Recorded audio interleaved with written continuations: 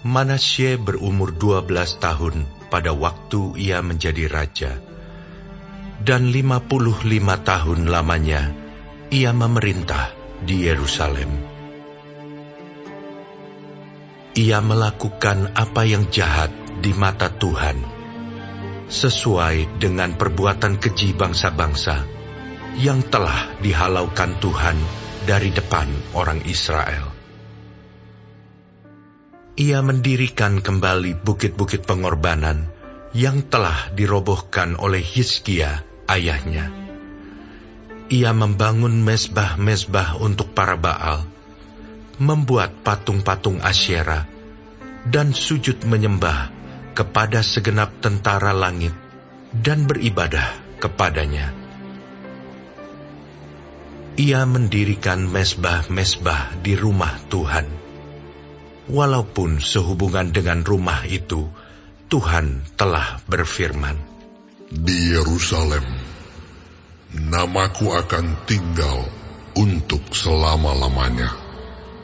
Dan ia mendirikan juga mezbah-mezbah bagi segenap tentara langit di kedua pelataran rumah Tuhan. Bahkan ia mempersembahkan anak-anaknya sebagai korban dalam api di lebak Ben Hinnom. Ia melakukan ramal, telaah, dan sihir, dan menghubungi para pemanggil arwah dan para pemanggil roh peramal. Ia melakukan banyak yang jahat di mata Tuhan, sehingga ia menimbulkan sakit hatinya. Ia menaruh juga patung berhala yang telah dibuatnya dalam rumah Allah, walaupun Allah telah berfirman kepada Daud dan kepada Salomo anaknya, "Dalam rumah ini dan di Yerusalem, yang telah kupilih dari antara segala suku Israel, aku akan menaruh namaku untuk selama-lamanya. Aku tidak akan membuat pula orang Israel berjejak keluar dari tanah yang telah kutentukan untuk nenek moyangmu, asal saja mereka melakukan dengan setia segala yang telah kuperintahkan kepada mereka dengan perantaraan Musa, yakni segala hukum, ketetapan, dan peraturan."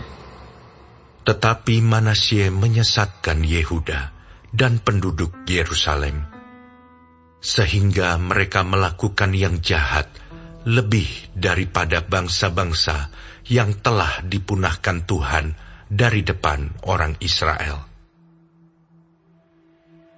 Kemudian berfirmanlah Tuhan kepada Manasye dan rakyatnya, tetapi mereka tidak menghiraukannya.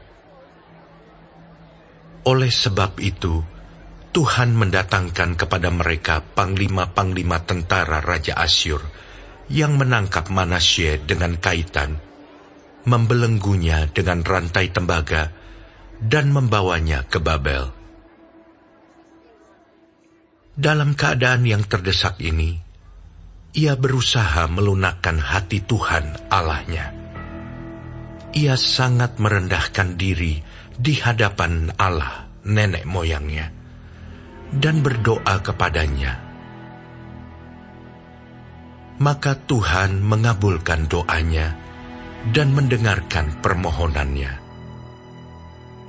Ia membawanya kembali ke Yerusalem dan memulihkan kedudukannya sebagai raja. Dan Manasye mengakui bahwa Tuhan itu Allah.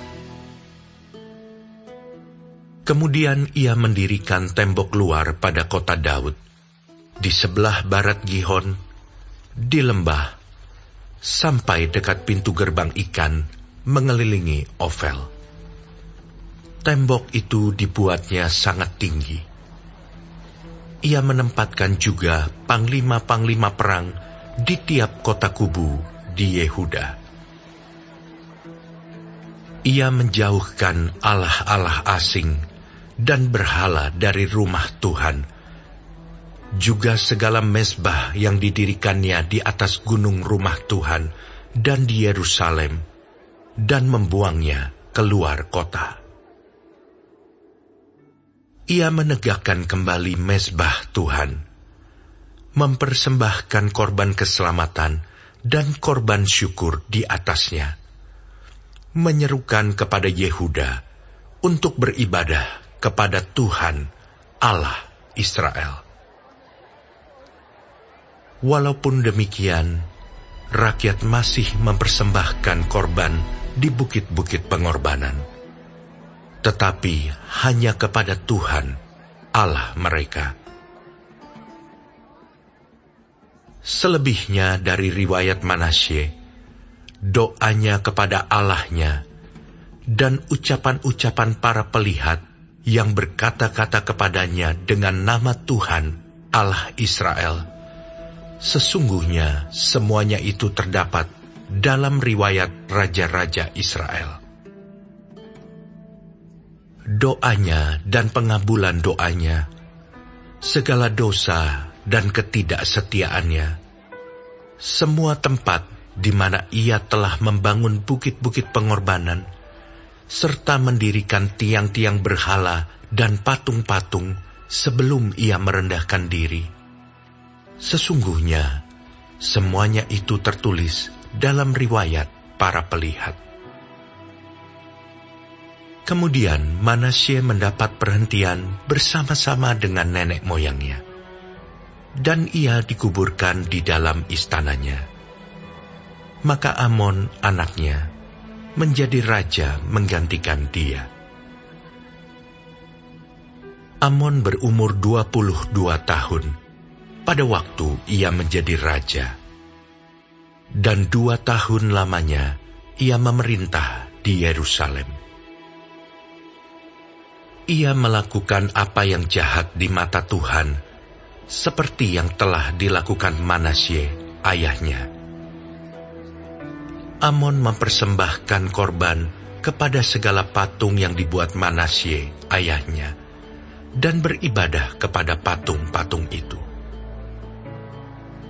Tetapi ia tidak merendahkan diri di hadapan Tuhan, seperti Manasye ayahnya merendahkan diri. Malah Amon makin banyak kesalahannya. Maka pegawai-pegawainya mengadakan persepakatan melawan dia dan membunuhnya di istananya. Tetapi rakyat negeri itu membunuh semua orang yang mengadakan persepakatan melawan Raja Amon. Dan rakyat negeri itu mengangkat Yosia, anaknya, menjadi raja menggantikan dia.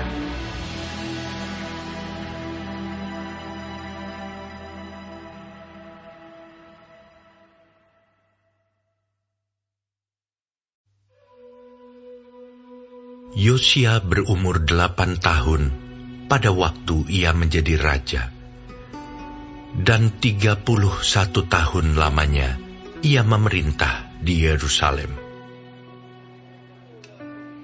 Ia melakukan apa yang benar di mata Tuhan, dan hidup seperti Daud, bapa leluhurnya, dan tidak menyimpang ke kanan atau ke kiri. Pada tahun ke-8 dari pemerintahannya, ketika ia masih muda belia, ia mulai mencari Allah Daud, bapa leluhurnya. Dan pada tahun ke-12, ia mulai mentahirkan Yehuda dan Yerusalem daripada bukit-bukit pengorbanan, tiang-tiang berhala, patung-patung pahatan, dan patung-patung tuangan. Mezbah-mezbah para Baal dirobohkan di hadapannya. Ia menghancurkan pedupaan-pedupaan yang ada di atasnya. Ia meremukkan dan menghancur luluhkan tiang-tiang berhala, patung-patung pahatan, dan patung-patung tuangan, dan menghampurkannya ke atas kuburan orang-orang yang mempersembahkan korban kepada berhala-berhala itu. Tulang-tulang para imam dibakarnya di atas mezbah-mezbah mereka. Demikianlah ia mentahirkan Yehuda dan Yerusalem. Juga di kota-kota Manasye, Efraim dan Simeon, sampai di kota-kota Naftali, yang di mana-mana telah menjadi reruntuhan. Ia merobohkan segala mezbah dan tiang berhala, meremukkan segala patung pahatan, serta menghancur luluhkannya, dan menghancurkan semua pedupaan di seluruh tanah Israel. Sesudah itu, ia kembali ke Yerusalem. Pada tahun ke-18 dari pemerintahannya, setelah selesai mentahirkan negeri dan rumah Tuhan, ia menyuruh Safan bin Azalia dan Maaseya penguasa kota, serta Yoah bin Yoahas bendahara negara, untuk memperbaiki rumah Tuhan Allahnya. Maka datanglah mereka kepada imam besar Hilkia dan menyerahkan kepadanya uang yang telah dibawa ke rumah Allah dan yang telah dikumpulkan oleh orang-orang Lewi, yakni oleh para penjaga pintu, dan dari orang-orang Manasye dan Efraim, dan dari semua orang yang masih tinggal dari Israel, pula dari seluruh orang Yehuda dan Benyamin, dan dari penduduk Yerusalem. Uang itu diberikan mereka ke tangan para pekerja yang diangkat untuk mengawasi rumah Tuhan. Dan mereka itu yang bekerja dalam rumah Tuhan mengeluarkannya untuk membetulkan dan memperbaiki rumah itu. Mereka memberikannya kepada tukang-tukang kayu dan tukang-tukang bangunan, supaya tukang-tukang itu membeli batu pahat dan kayu untuk tupai-tupai, dan untuk memasang balok-balok pada gedung-gedung yang oleh raja-raja Yehuda dibiarkan roboh. Orang-orang itu melakukan pekerjaan itu dengan setia. Orang-orang yang diangkat menjadi pengawas mereka ialah Yahat dan Obaja, orang-orang Lewi dari Bani Merari. Sedangkan Zakaria dan Mesulam dari Bani Kehat mengepalai semua. Dan semua orang Lewi yang pandai memainkan alat-alat musik, mengepalai kuli-kuli dan mengiringi semua tukang dalam pekerjaan apapun. Dari antara orang-orang Lewi itu, ada yang menjadi panitera, pengatur, atau penunggu pintu gerbang. Ketika mereka mengeluarkan uang yang telah dibawa ke rumah Tuhan, Imam Hilkia menemukan kitab Taurat Tuhan yang diberikan dengan perantaraan Musa. Maka berkatalah Hilkia kepada Safan, panitera negara itu, "Aku telah menemukan kitab Taurat di rumah Tuhan." Lalu Hilkia memberikan kitab itu kepada Safan, dan Safan membawa kitab itu kepada raja. Ia juga menyampaikan kabar kepada raja, "Segala sesuatu yang ditugaskan kepada hamba-hambamu telah mereka laksanakan. Mereka telah mengambil seluruh uang yang terdapat di rumah Tuhan dan memberikannya ke tangan para pengawas dan para pekerja." Safan panitera negara itu memberitahukan juga kepada raja, "Imam Hilkia telah memberikan kitab kepadaku." Lalu Safan membacakan sebagian di depan raja. Segera sesudah raja mendengar perkataan Taurat itu, dikoyakkannyalah pakaiannya. Kemudian raja memberi perintah kepada Hilkia, kepada Ahikam bin Safan, kepada Abdon bin Mikha, kepada Safan panitera negara itu, dan kepada Asaya hamba raja, katanya, "Pergilah, mintalah petunjuk Tuhan bagiku, bagi yang masih tinggal di Israel dan di Yehuda, tentang perkataan kitab yang ditemukan ini. Sebab hebat kehangatan murka Tuhan yang dicurahkan kepada kita, oleh karena nenek moyang kita tidak memelihara firman Tuhan dengan berbuat tepat, seperti yang tertulis dalam kitab ini."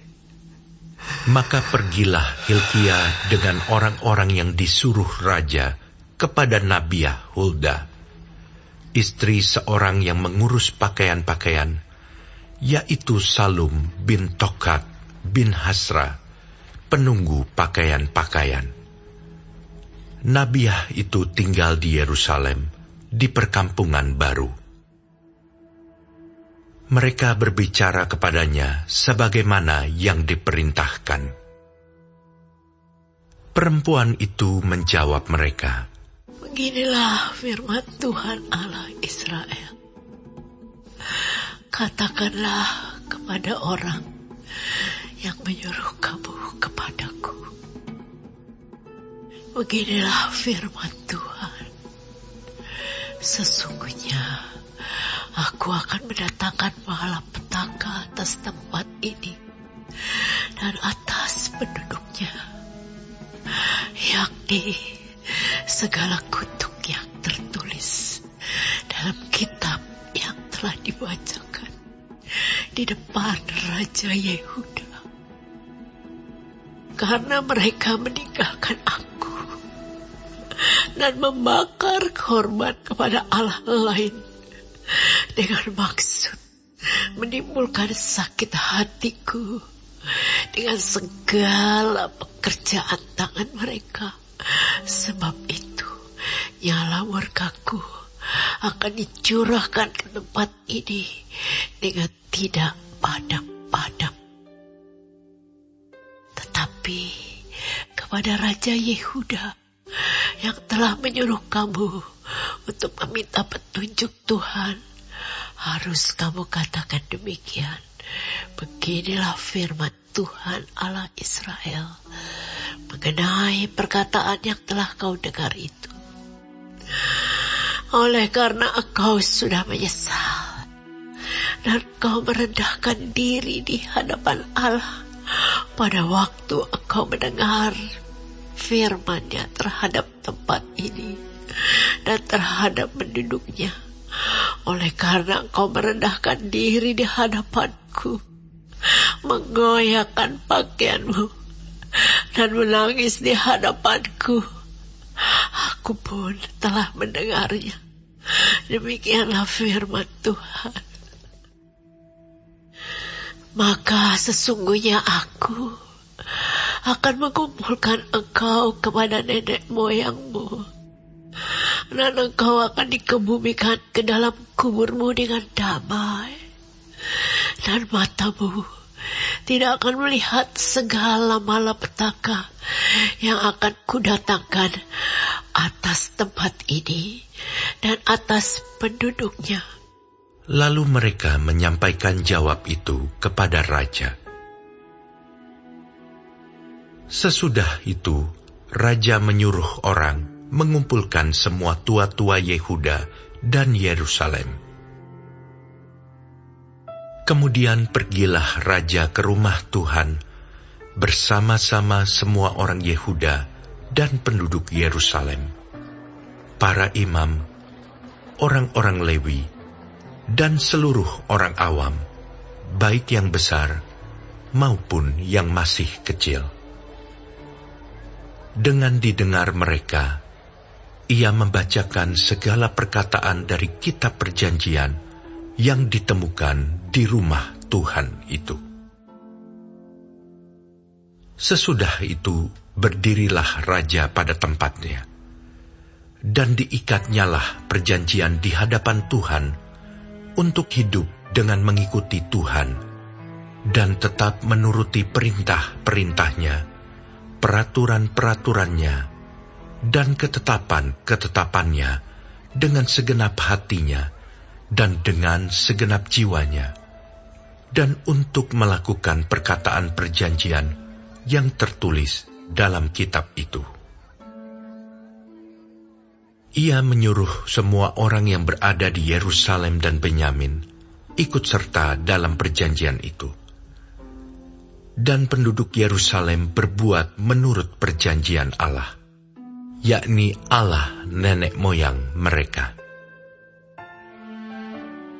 Yosia menjauhkan segala dewa kekejian dari semua daerah orang Israel, dan menyuruh semua orang yang ada di Israel beribadah kepada Tuhan Allah mereka. Maka sepanjang hidup Yosia, mereka tidak menyimpang mengikuti Tuhan Allah nenek moyang mereka.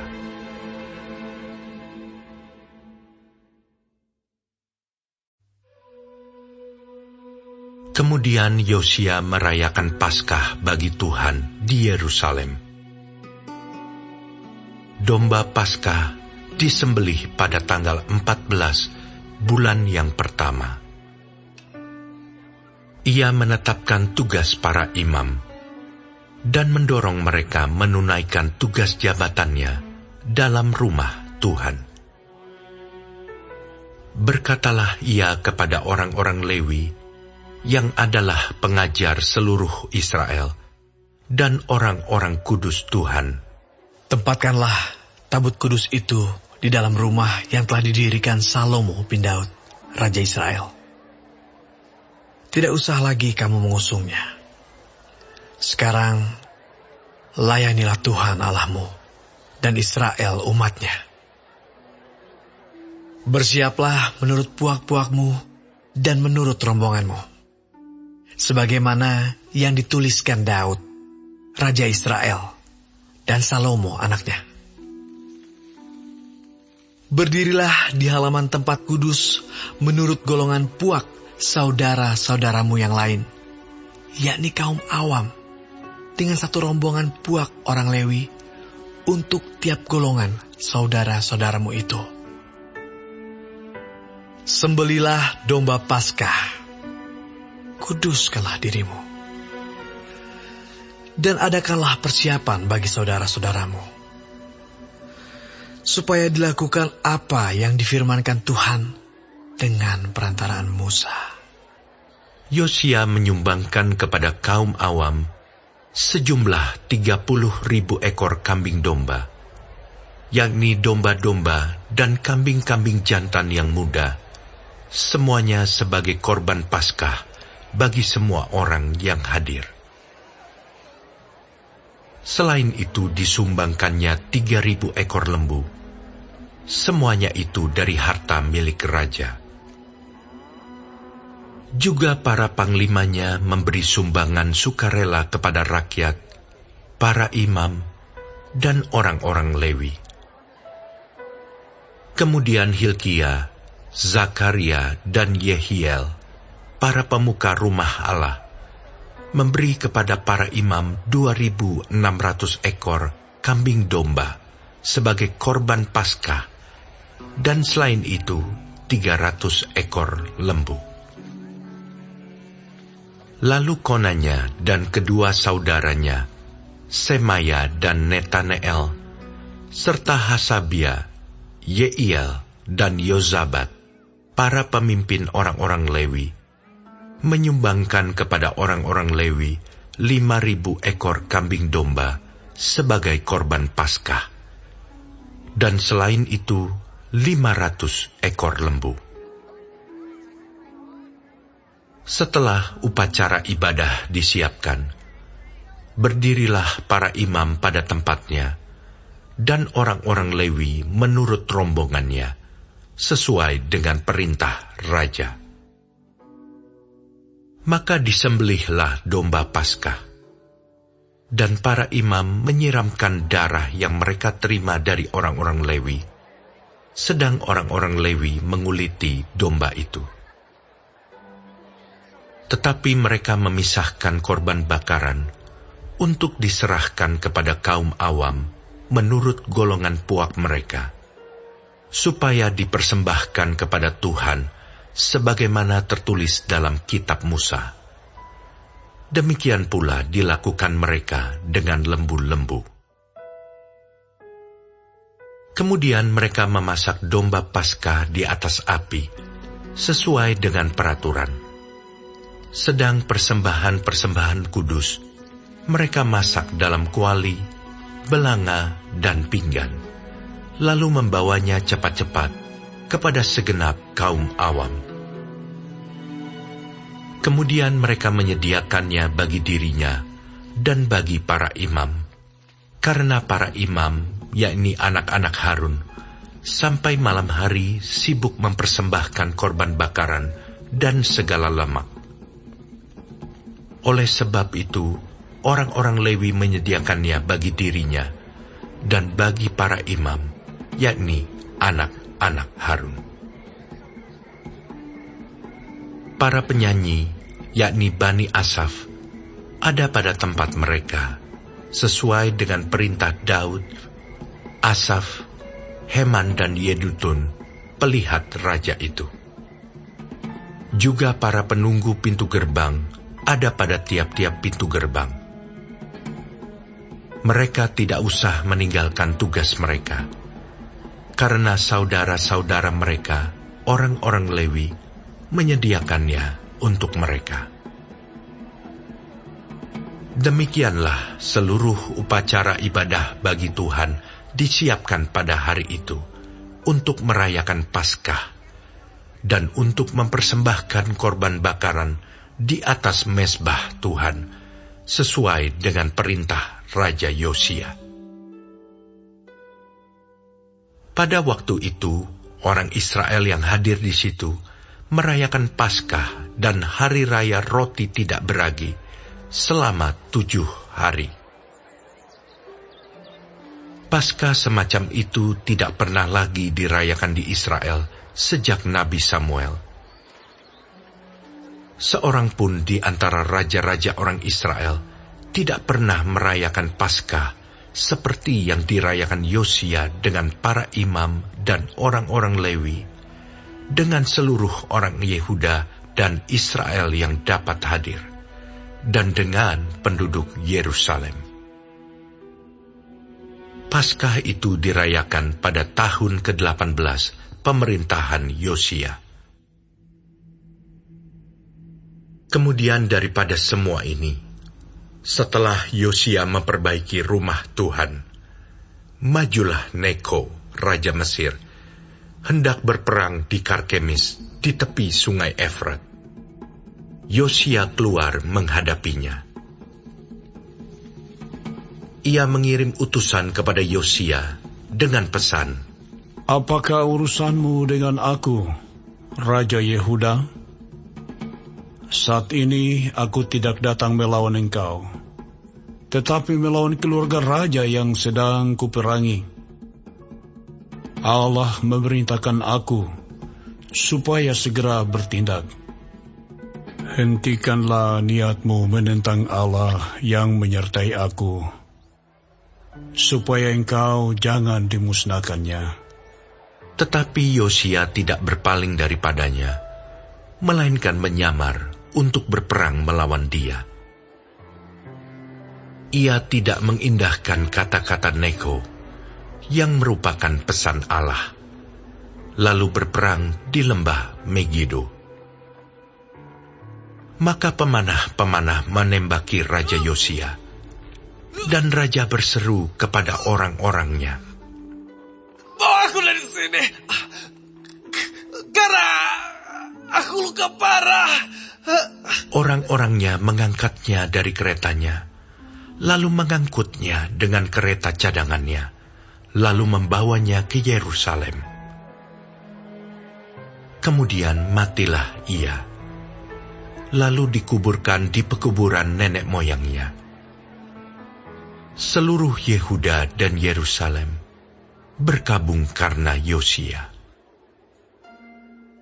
Yeremia membuat suatu syair ratapan mengenai Yosia. Dan sampai sekarang ini, semua penyanyi laki-laki dan penyanyi perempuan menyanyikan syair-syair ratapan mengenai Yosia. Dan mereka jadikan itu suatu kebiasaan di Israel. Semuanya itu tertulis dalam syair-syair ratapan. Selebihnya dari riwayat Yosia dan perbuatan-perbuatannya yang saleh, yang sesuai dengan yang ada tertulis dalam Taurat Tuhan, yakni riwayatnya dari awal sampai akhir. Sesungguhnya semuanya itu tertulis dalam kitab Raja-Raja Israel dan Yehuda.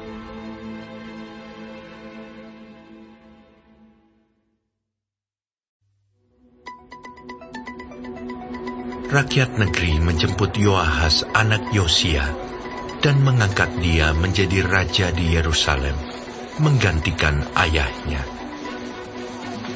Yoahas berumur 23 tahun pada waktu ia menjadi raja, dan 3 bulan lamanya ia memerintah di Yerusalem.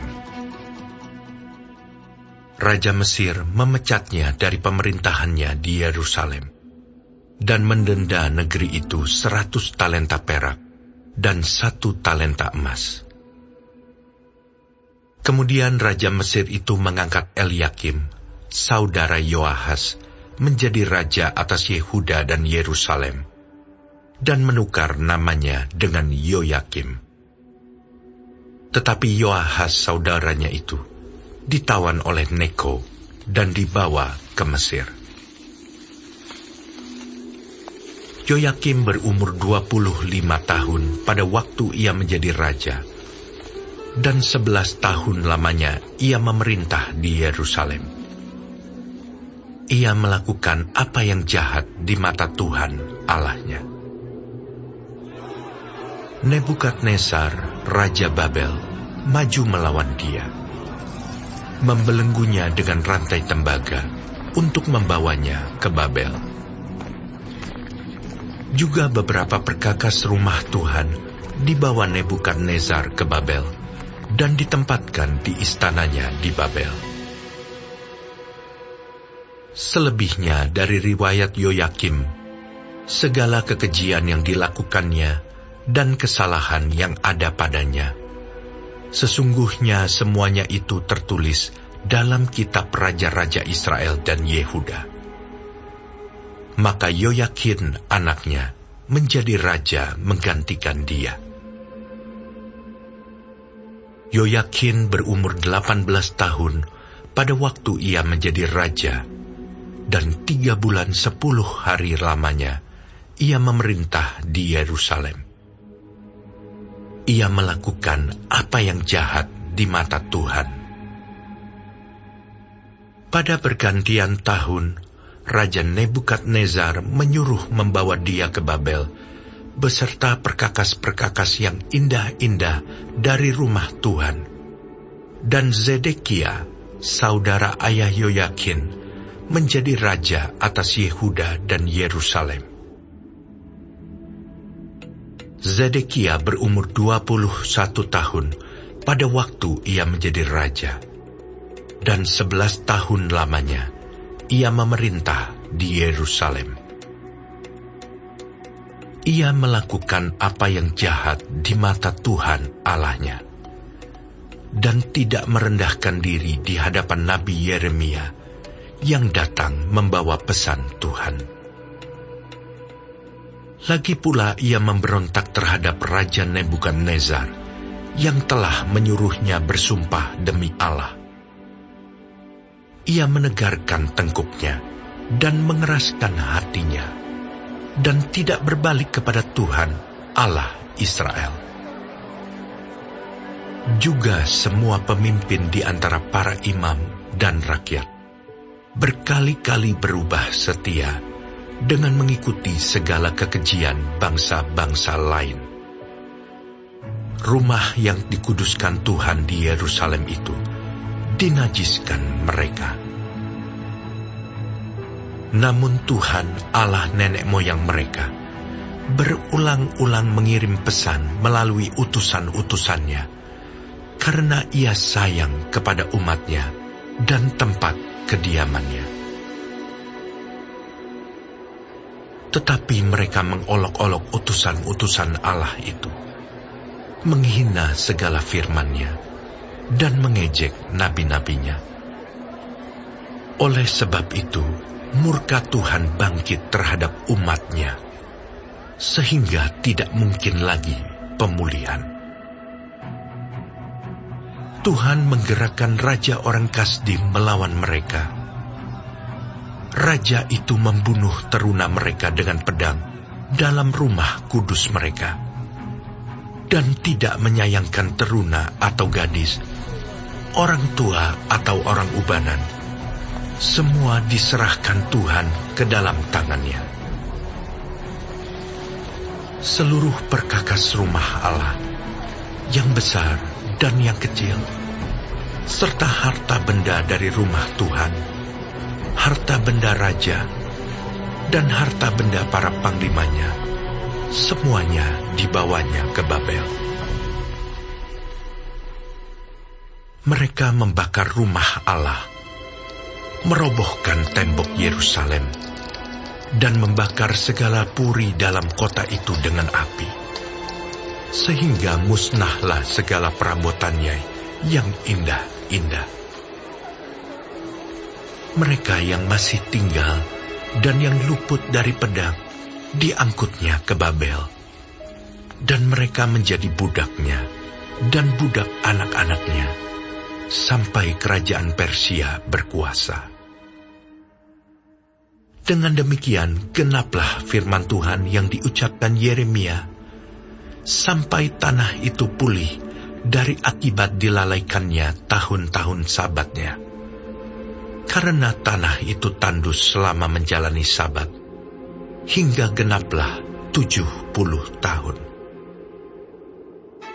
Pada tahun pertama zaman Koresh, raja negeri Persia, Tuhan menggerakkan hati Koresh, raja Persia itu, untuk menggenapkan firman yang diucapkan oleh Yeremia, sehingga disiarkan di seluruh kerajaan Koresh secara lisan dan tulisan pengumuman ini. Beginilah perintah Koresh, raja Persia. Segala kerajaan di bumi telah dikaruniakan kepadaku oleh Tuhan, Allah semesta langit. Ia menugaskan aku untuk mendirikan rumah baginya di Yerusalem, yang terletak di Yehuda. Siapa di antara kamu termasuk umatnya, Tuhan Allahnya menyertainya, dan biarlah ia berangkat pulang.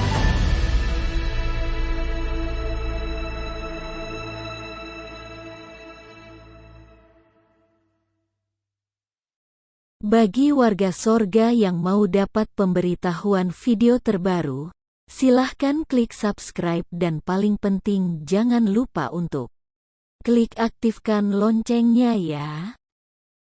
Warga sorga terkasih, tolong bantu beri saya semangat upload video baru dengan kasih like ya. Ayo warga sorga menjadi berkat bagi orang lain dengan membagikan video ini ya. Tuhan Yesus Kristus memberkati kita warga sorga. Amin.